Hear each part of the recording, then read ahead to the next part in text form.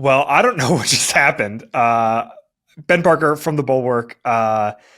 President Trump just had an Oval Office meeting with Cyril Ramaphosa, and wow is all I can say. Just wow. Here to try to make sense of what just happened is a friend of the Bulwark, Holly Berkley Fletcher, who was not only raised in Kenya, but is also was an Africa analyst for the CIA for a very long time and knows more about African politics than I will ever forget. So first question, based on that bonkers Oval Office meeting, Holly, who is the president of Africa? The president of Africa? I think that's me. I think I'm the president of Africa. I mean, if it's an open job, I'll take it, right? Do I get free travel and free wine? I've brought some South African wine here. I'm just looking at my notes here, and the president repeatedly said that he had a great meeting with Africa, and he said, referring to Africa, a lot of countries don't have the land value that you have.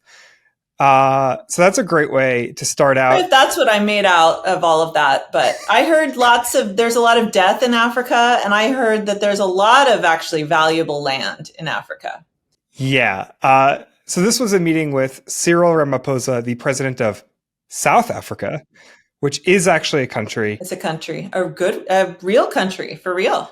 Democracy. And yeah. Holly, I mean, we're going to get into some of the clips. You want some of South African wine, Ben? There. Yeah, we're going to talk a lot about South African whites, not the varietal you happen to have there, the other kind of South African whites. Blanc. Yeah. Like, what the hell just happened? Was that a train wreck? Was that actually kind of good? Okay, so let me just say from the South African standpoint that I think this is actually, I wouldn't call it was not a triumph, but it was a pretty good salvage job. The background to this meeting is apparently, as they discussed in the meeting, that Ramaphosa contacted Trump and asked to come. And because of all of the nonsense that has been going on and the trade situation, South Africa obviously is facing, I can't keep track of the current tariff level, but at one point they were one of the most tariffed countries in the world under Trump's new regime. And I think they're still in great peril from whatever tariffs he's going to slap on them. They're also facing AGOA, the African Growth and Opportunity Act, which they have benefited from since that program started in 2000. That is program's expiring this year, and they're wanting to re-up that. They've lost a lot of PEPFAR money. They're looking for health assistance.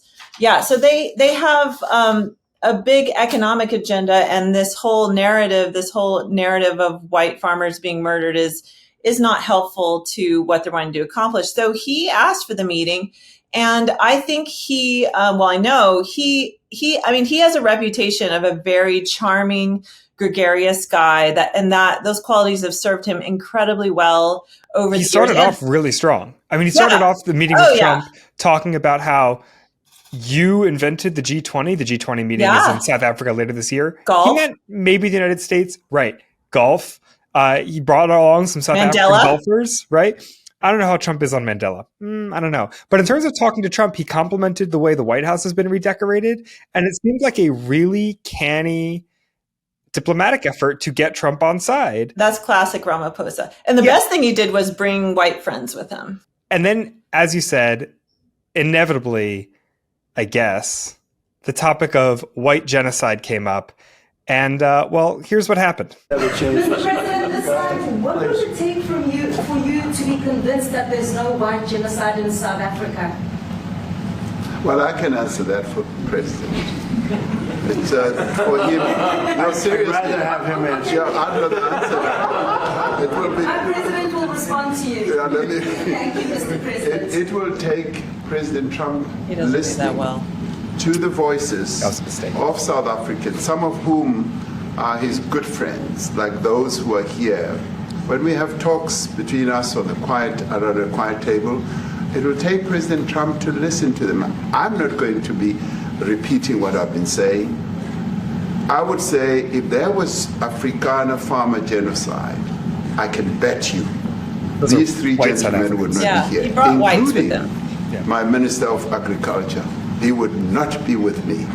So it'll take him, President Trump, listening to their stories, to their perspective. He is more inclined to listen to white people. But, Mr. President, I must say that we have, wait.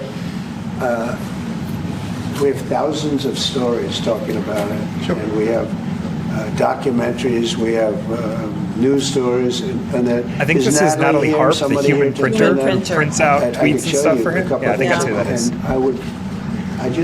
And it has to be responded to. Yeah, sure. Let me see the articles, please, if you would. And turn the lights down. Turn the lights down. And just this is when I started to die inside. This is when you cracked open the... Yeah, this is when I just started to die. With or without you, people are going to occupy land. We require So there's a TV set up there they're showing. Oh, I didn't see that view. Okay, so that's Malema. That is a fringe, crazy guy who is in Parliament. And he's actually been reprimanded by the South African, they have kind of a speech policing body, like hate speech. He's been reprimanded several times for his hate speech. Yeah, and that video went on forever, and for a long time. I thought I wasn't going to make it through. So I had to locate a bowl to throw up in. So, we were texting you and I throughout this whole thing as it was happening, and you were saying this is like showing footage of a KKK rally to Trump and saying, why does this happen in your country? Or the Proud Boys, even though Trump is actually connected to the Proud Boys. This is what I was saying, is that Ramaphosa sees this and says, that's not me, that's not us. Those people are fringe, wackadoo weirdos and have nothing to do with our government. I'm not sure Trump would say that, right? But actually, this is a moment that actually a couple of moments that made me very proud, because Ramaphosa, and I did miss his name, the name of the agriculture minister. John Steenhuisen, actually said things that were very powerful and beautiful about multi-party democracy and everyone being able to express themselves. And just because someone has a party and says some nutsy things doesn't mean they are actually expressing the policy of the government. And the ag minister explained how his party has been an opponent of Ramaphosa's party for 30 years, but to keep those whack jobs out of government and to maintain the democracy, they joined together, the two opposing forces. Ah, beautiful. Imagine. The two individuals that are in that video that you've seen are both leaders of opposition minority parties in South Africa. Mkhonto Wesizwe under Mr. Zuma and the economic freedom fighters under Mr. Malema. Now, the reason that my party, the Democratic Alliance, which has been an opposition party for over 30 years, chose to join hands with Mr. Ramaphosa's party was precisely to keep those people out of power. We cannot have those people sitting in the union buildings making decisions. And that is why after 30 years of us exchanging barbs across the floor in Parliament and trying to get one over on each other, we've decided to join hands precisely to keep that lot out of government. Because the day they get in to the doors of the union buildings in South Africa or control of our Parliament, that's what you're going to see. And that is why this government, working together, needs the support of our allies around the world so that we can strengthen our hand, grow our economy, and shut the door forever on that rabble getting through the doors of the union buildings. And all I could think was, do they not know who they're talking to? Yeah. Well, I mean, they know who they're talking to, but they can't spell that out, of course. So they It's a know who they're beautiful talking to message. very well because they had a Trump called Jacob Zuma. He was their president for a number of years and just about destroyed the country. I wrote an article about this on the Bulwark. The huge he's hugely corrupt, had a state capture, much like we've seen, where he invited some wealthy businessmen who basically ran the South African government for kickbacks, which they shared with him. He all-out assault on multiple institutions of state. So they had a Trump. His name was Zuma, and his party, the ANC, the ruling party still in coalition now, got rid of him. It was delayed. They finally kicked him to the curb. And then Ramaphosa outmaneuvered his ex-wife, who was wanting to succeed Zuma and to win the South African presidency. And so then Zuma formed his own party, one of these radical fringe parties that they showed in those clips, I believe. That's the other radical fringe party. He formed his own party. And so the DA, this white, majority white, it's not all white, center-right party, joined the ANC, which is just unheard of last year, in order to sideline permanently, hopefully, fingers crossed, Jacob Zuma, and then Julius Malema, who's long been a fringe character. And of course, there's some far-right, white, racist Afrikaner parties as well. So it's a centrist coalition. The ANC itself is a coalition of all kinds of different people, from business types to trade unionists. It's a little unwieldy, actually. So they democracy-splained to Trump, which he needs. Yeah, and it was a beautiful thing to see as an American, to see, other people explaining things like how a constitution and, inalienable human rights work. He did that another time with regards to the land issue. That's right. But Trump wasn't having any of it. No. And instead, he just stuck on the white genocide thing, and this happened. Now this is very bad. These are burial sites right here. Burial sites. Over 1,000 of white farmers, and those cars are lined up to pay love on a Sunday morning.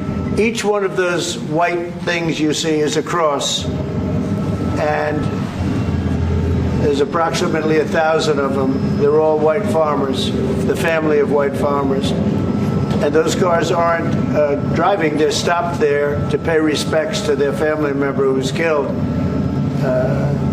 And it's a terrible sight. I've never seen anything like it. Both sides of the road you have crosses. This next exchange between them is fascinating. Poor guy. He's like straining. What the hell is this? Those people were all killed. Have they told you where that is, Mr. President? No, I'd like to know where that is. Same. Because this I've never seen. Same. Okay. I mean, it's in South Africa. Sure. Yeah. Do you have any idea what it is? I mean, I it could be have Southern no California. idea, Ben. I don't know. Honestly, it could even be something like from COVID, like all the COVID does. I have never heard of mass graves of white farmers. I don't think there's enough. I haven't looked at the crime statistics in terms of how many white farmers are killed every year. But I don't think it would. I mean, I could be wrong, but I have no idea what that is. It could be anything. It could be a whole nother country. It could be. We have no idea. Yeah. And Ramaphosa was very confused on it. I mean, okay, props to Ramaphosa. He sat there. Clearly, he was doing breathing exercises. He needed a South African white to make it through that, because that was an ambush. They were trying to bait him. They were trying to, it was like another Zelensky thing. Exactly right. And I think Ramaphosa, and I don't think Ramaphosa expected this at all. I think he really was caught off guard. And it went on and on and on. And you can tell he was visibly uncomfortable. He was visibly upset, but he sat there calmly and sort of let it pass. Then, by the end of the meeting, I think they did recover, because then the white people spoke. And then Trump really perked up and started to listen when the white people spoke. And that was a clever move by Ramaphosa to let his agriculture minister, who is white, speak. And then also to let the white golfers talk about golf. The golfers really had authority. They're the ones they really listened to. Yeah. The white golfers. Yeah. And, some of them had better messages than others, but Trump was just clearly elated to have the golfers there. And to me, if you don't believe Trump is a stone cold racist, if you watch this whole thing, look at his demeanor to Ramaphosa and how he treats him. He doesn't even let him respond half the time. He interrupts him. He cuts him off. He doesn't even give him any space. And he lets the white people go on and on and on, even though they're saying things that he doesn't want to hear either. They're contradicting his line just as strongly, if not even more strongly, because they're given the opportunity. Then Ramaphosa and Trump actually listened. And I think maybe they did some good. I don't know. We'll find out. Yeah, I wouldn't bet on it. Okay, Yeah. Can we talk about some of the atmospherics here? Did you notice who was sitting and standing right near Trump? I saw JD, and then I saw Mr. Makeup Studio, Pete Hegseth. Pete Hegseth was His there, hair Secretary was looking of Defense. fabulous. Stephen Miller, hair not looking so fabulous, Oh, I did was not also see there. Stephen Miller. He was standing behind the couch. Okay. Did you catch who wasn't there? Marco Rubio? Absent. Well, maybe he was tired from the thrashing he got on Capitol Hill yesterday. Perhaps. Yeah, interesting that he wasn't there. Elon Musk was there. And Of course. Trump kind of, not berated, that's too strong a word, but kind of shot a few arrows Musk's way. Said, of course, Musk's from South Africa, but I don't want him involved in something else. It's the last thing he needs. Oof, yikes. Musk is not in favor in MAGA land. It's the one part that really amused me. Yeah. The South Africans had love for Starlink, though. They've offered, in fact, the South Africans did a few smart things. Obviously, bringing white people and having them speak, very smart. And golfers, very smart. Bringing the golfers, bringing a golf book, apparently. Mm-hmm. At one point, Ramaphosa, said he'd give him a plane if he had to. I hope you've got that clip ready to go. So why did they give us a plane to the United States Air Force? That's what that idiot talks about after viewing a thing where thousands of people are dead. I'm sorry, I don't have a plane to give you. I wish you did. I'd take it. I would take it. If your country offered the United States Air Force a plane, I would take it. They reframed the debate in terms of crime and then immediately pivoted to maybe we can get assistance from the U.S. on crime, including Starlink. Because the police stations and remote stations in these rural areas, that's one of the big factors in the crime against farmers, is because these farms are very remote and the security infrastructure is not there. So maybe they're thinking Starlink could enhance police communications and help them with security in rural areas. But that was very smart because obviously Elon is wanting to sell his Starlink to everybody in the world. And they reframed the crime issue in terms of illegal immigration. They said, we've got people which streaming over the border. Which isn't true, actually. It's really not true. I told you in the text, I'm like, I disagree with this tact, but I understand it's actually a smart It's not thing. true here either. It doesn't matter. Yeah. Okay, so it seems like maybe this video they were showing was, you'll have to help me on the pronunciation here, Holly, the Witkruis Monument? It would probably be Vit, yeah. Witkruis, or the Plasmoord Monument, which is along a highway in South Africa. It's some thousands of white crosses, each representing, this is true, a victim, a person who was killed in a South African farm attack since 2004. But they are not specifically white people, as Trump said. They are all victims of farm attacks. And a lot of farm workers are killed as well, black farm workers. Yeah. So earlier this year, Elon Musk falsely said they were two white victims. Some of them are two white victims. Some of them are not.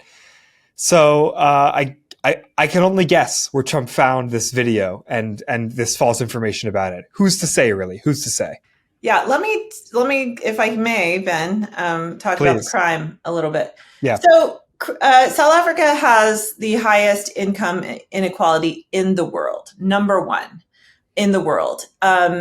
There are, and obviously it's a huge holdover from apartheid. If you keep 80% of the population in oppressive economic conditions and allow 20% to own all the wealth, that creates a dynamic that is incredibly enduring and hard to correct. And it's only been 30 years.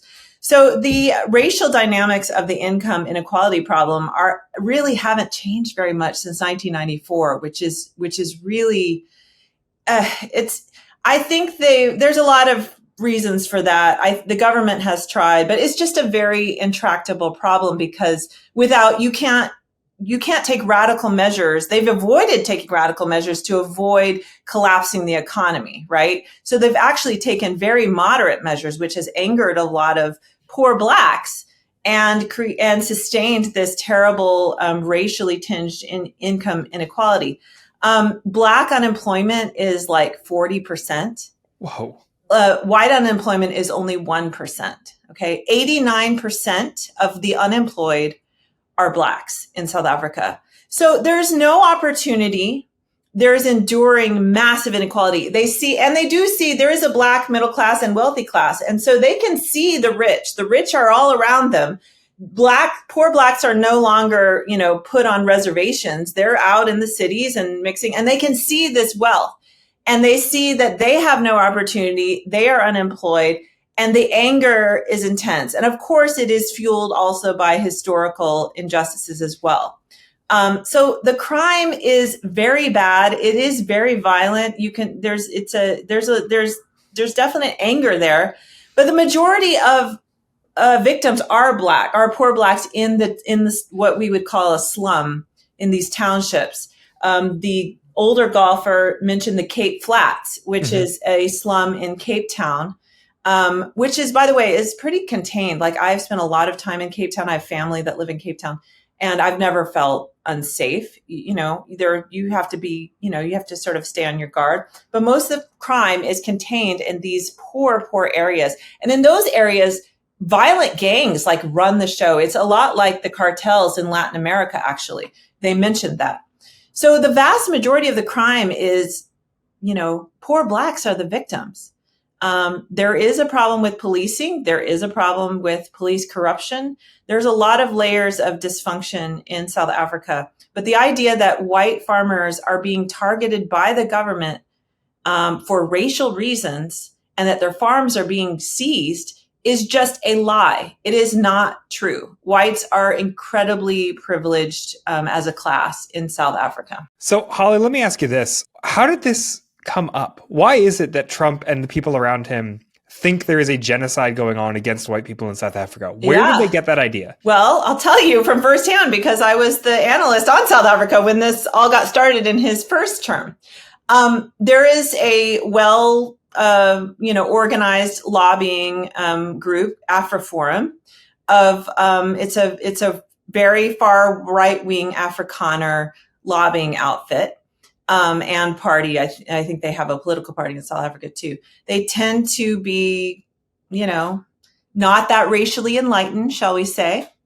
And they perpetuate exaggerated narratives around the world and in South Africa of white oppression to advance their cause. So when Trump came into office the first time, they saw an opportunity, and there was a whole roadshow. They came to the United States. They met with people in Fox News, including Tucker Carlson. They met with people on the Hill. They probably have regular meetings on the Hill, actually. They had White House meetings. The Tucker meeting was particularly effective, however, because Trump watches Fox News 24 hours a day. And Tucker had a segment on the white genocide in South Africa. This was back in 2017, I want to say, maybe 2018. It was around about that period of time. And Trump immediately went on Twitter. It was Twitter still then.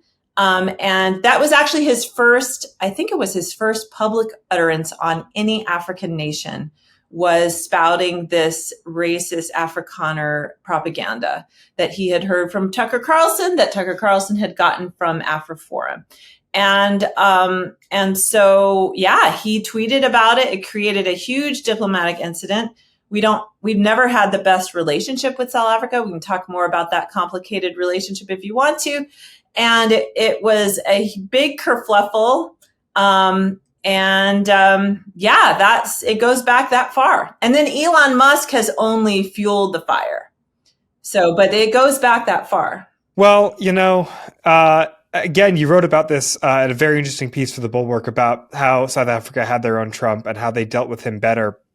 but they've actually really avoided the worst of what can happen in the last few years. And it's a surprisingly resilient young democracy, which is great for them. Yeah. And frankly, I'm a little bit jealous. Holly Berkley Fletcher, thank you so much for joining me.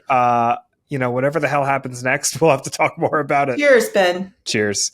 And thanks for watching this video. If you like The Bulwark, comment on the video, like the video, subscribe to the channel, and come check out what we're doing at thebulwark.com and become a Bulwark Plus member. You won't regret it.